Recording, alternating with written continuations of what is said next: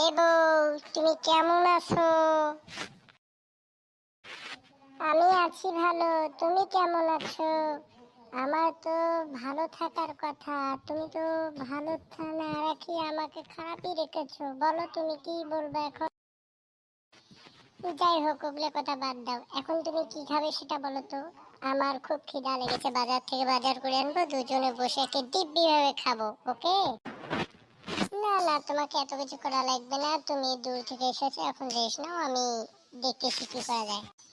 এই হাতটা এগিয়ে দিচ্ছি, তুমি এখন বলো কি করবে। আমি তোমার হাতটা বলছি, বুঝেছো?